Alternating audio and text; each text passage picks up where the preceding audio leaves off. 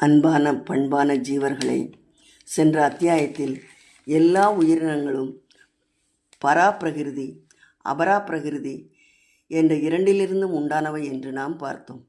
மேலும் எல்லா உலகும் உற்பத்தியாகும் இடமும் நானே, அவ்வாறே அகில உலகமும் ஒடுங்குகின்ற இடமும் நானே, அகில உலகிற்கும் நானே காரணம் என்று பகவான் கூறியதை பார்த்தோம். அடுத்தது ஸ்தாவரம். ஸ்தாவரம் என்றால் அசையாதன என்று பொருள். ஜங்கமம் என்றால் அசைவன என்று பொருள். எல்லாவற்றையும் பூதானி என்ற சொல் குறிப்பிடுகிறது. ஆகாயத்தில் மேகங்கள் தோன்றி அங்கேயே மறைகின்றன. ஆகாயம்தான் அவற்றின் தோற்றத்திற்கு காரணம். அதுபோல பகவானும் அசையும் அசையா பொருள் எல்லாவற்றின் தோற்றத்திற்கும் காரணமாவார். நூலினால் கட்டிய மணியைப் போல் இவ்வுலக அனைத்தும் பகவானிடம் கோர்க்கப்பட்டுள்ளது. நீரில் சுவையாகவும், சந்திர சூரியனில் ஒளியாகவும், வேதங்களில் ஓங்காரமாகவும், ஆகாசத்தில் ஒலியாகவும், ஆண்களிடத்தில் ஆண்மையாகவும், மண்ணில் நறுமணமாகவும், நெருப்பில் ஒளியாகவும், அறிவாளிகளிடம் அறிவாகவும், தேஜஸ் படைத்தவர்களிடம் தேஜஸாகவும் இருக்கிறேன் என்று கூறுகிறார். படைக்கப்பட்டுள்ள அனைத்து உயிரினங்களுக்கும் சாரமான ஜீவன தத்துவமும், தவம் ஏற்றுவோரின் சாரமான தவ தத்துவமும் நானே என்கிறார். நானே எல்லா படைப்புக்கும் வித்து என்கிறார். அசுரபலமும் காமமும் இல்லாதவன் நிச்சயமாக அதர்மத்தை இழைக்க மாட்டான். சாத்வீக, ராஜச, தாமச குணங்கள் என்னிடமிருந்தே தோன்றுகின்றன. என்னுடைய லீலையினாலேயே உண்டாகி பெருகி மறைகின்றன. முக்குணமயமான எல்லா உணர்வுகளுக்கும் பகவான் காரணமாகவும் ஆதாரமாகவும் இருக்கிறார் என்றாலும் உண்மையில் அந்த குணங்கள் பகவானிடத்தில் இல்லை. சாத்வீக, ராஜச, தாமச குணங்களின் விளைவுகளால் எல்லா உலகமும் மயக்கமடைந்துள்ளதால் என்னை அறிவதில்லை. உயிரற்ற பொருட்கள் மயக்கமடைவதில்லை. ஆனால் மனிதன், பிராணி அனைத்தும் தத்தம் மனப்போக்கு எண்ணங்களுக்கு ஏற்ப அனித்திய, துன்பம் தரக்கூடிய போகங்களை என்றும் உள்ளன, அவையே சுகத்திற்கு காரணம் என்று கருதி வாழ்க்கையின் உன்னத லட்சியமான பகவானை மறந்து வாழ்கிறார்கள்.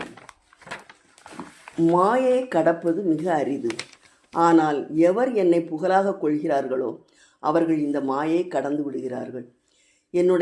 என்னை அடைக்கலம் அடையாமல் இந்த மாயையை கடப்பது அரிது. பிறவி பெருங்கடல் நீந்துவர் நீந்தார், இறைவனடி சேராதார். அனைத்தும் பகவான், அவன் செயல் என்று உணர்ந்து சரணாகதி அடையும் பக்தர்கள்தான் மாயையை கடக்க முடியும். மாயையினால் அறிவிழந்தவர்களும், அசுரத்தன்மை கொண்டுள்ளவர்களும், மனிதனில் தாழ்ந்தவர்களும், இழிவான செயலை புரிகின்றவர்களுமான அறிவிலிகள் என்னை வழிபடுவதில்லை. மனித பிறவியின் நோக்கம் பகவானை அடைவது. இறை வழிபாடுதான் தலையாய கடமை என்று அறியாத மனிதன் விவேகமற்ற அறிவிலி. வீணான பேச்சு, நாத்திகவாதம், தீய குணங்கள் இவற்றோடு ஆடம்பரம், செருக்கு, தருக்கு, கடுமை, காமம், கோபம், பேராசை, மயக்கம் முதலிய அசுரத்தனமான குணங்கள் கொண்ட மூடர்கள் ஒருபோதும் என்னை புகழாக கொள்வதில்லை. அப்படியானால் யாரெல்லாம் என்னை புகழாக விரும்புவார்கள்? ஒன்று, உலகியல் பொருட்களை பெற வேண்டி வழிபடுபவன். இரண்டாவது, துன்பமடைந்தவன். மூன்றாவது, எனது பேருண்மையை அறிய ஆவல் உடையவன். நான்காவது, மெய்ஞானம் பெற்றவன். மனைவி, மக்கள், செல்வம், மதிப்பு, பெருமை, புகழ், ஸ்வர்க்கம், இகபரலோக போகங்களில் ஒன்றிலோ பலவற்றிலோ விருப்பமுள்ள மனிதன் அந்த ஆசையை பூர்த்தி செய்வதற்காக நம்பிக்கையுடன் புகழாக கொள்பவன் அர்த்தார்த்தி பக்தன் எனப்படுவான். அதற்கு உதாரணம் துருவன். ஸ்வாயம்புவ மனுவின் புத்திரர் உத்தானபாதர் என்னும் அரசர். அவருக்கு 2 மனைவிகள். அவர்கள் சுனிதி, சுருசி. சுனிதியின் மகன் துருவன், சுருசியின் மகன் உத்தமன். அரசனுக்கு சுருசியிடம் பிரியம் அதிகம். ஒரு நாள் துருவன் அரசன் மடிமேல் ஏறி அமர விரும்பினான். சுருசி தடுத்து, அரியணையில் அமர வேண்டுமானால் என் வயிற்றில் பிறந்திருக்க வேண்டும். ஹரியை வழிபடு, அப்போதுதான் உன் விருப்பம் நிறைவேறும் என்றாள்.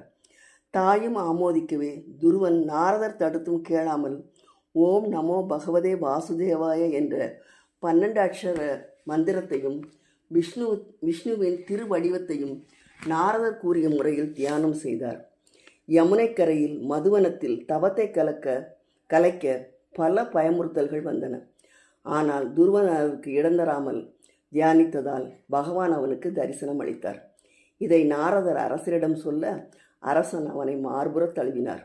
பெரிய விழா எடுத்து யானை மேல் துருவனை அமரச் செய்து துருவனுக்கு அரசளித்தார். அரசர் வனப்பிரஸ்தம் சென்று விட்டார். அடுத்ததாக துன்பமடைந்தவர்கள். உடல் மனவேதனை, ஆபத்து, சத்ருபயம், நோய், அவமானம், திருட்டு பயம், கொள்ளையடித்து கொலை செய்தவர்களால் பயம், கொடிய விலங்குகளிடம் அகப்பட்டதால் ஏற்பட்ட பயம். இதிலிருந்து விடுபடுவதற்காக இதயத்தின் அடித்தளத்திலிருந்து சிரத்தையுடன் பூஜிப்பவன் ஆர்த்த பக்தன் ஆவான். அதற்கு உதாரணம் திரௌபதி. துருபதனின் மகளான திரௌபதி துரியோதனின் ஆணையால் துச்சாதனன் அவள் சேலையை இழுக்க முயன்றபோது திரௌபதி கண்ணனை அன்பால் பல நாமம் சொல்லி அழைக்க திருமாலின் வஸ்திர அவதாரம் நிகழ்ந்தது. அடுத்தது, பரமாத்மாவை உண்மையாக அறிய வேண்டும் என்ற ஒரே விருப்போடு ஒருமித்த மனத்துடன் ஆன்மீக மேன்மை பெற விரும்பும் பக்தனை ஜிக்ஞாசி என்கிறார். அதற்கு உதாரணம் பரிஷத் மகாராஜா மற்றும் உத்தவர். உத்தவருக்கு ஸ்ரீ கிருஷ்ணன் தெய்வீக ஞானத்தை உபதேசித்திருக்கிறார். அதுவே உத்தவ கீதை எனப்படும். அடுத்து நான்காவதாக மெய்ஞானம் பெற்றவன். எவர்கள் பரமாத்மாவை அடைந்து விட்டார்களோ, எவர்களுடைய நோக்கில் பரமாத்மா மட்டுமே இருக்கிறாரோ, பரமாத்மை தவிர வேறு எதுவும் இல்லையோ அவர்கள் ஞானிகள். சுகாச்சாரியார், சனகாதிகள், நாரதர், பீஷ்மர், பிரகலாதன் இவர்கள் உதாரணமாக சொல்லலாம். பகவானிடம் முழு நம்பிக்கை வைத்தவர்கள் எவ்விதமாக வழிபட்டாலும் எல்லாருமே உத்தமர்தான். அவர்களை சூக்ருதின என்கிறார். நால்வரில் நிஷ்காமமாக பேரன்புடன் வழிபடும் ஞானிகளே தலை சிறந்தவர். எப்போதும் ஒன்றி இருப்பவர், பகவானிடமே பக்தி செலுத்துபவர் ஆகிய ஞானி எனக்கு இனியவன், அவனுக்கு நான் இனியவன் என்ற அளவிலே இந்த நிகழ்ச்சியை இன்று முடித்து விடைபெறுகிறேன். நன்றி, வணக்கம்.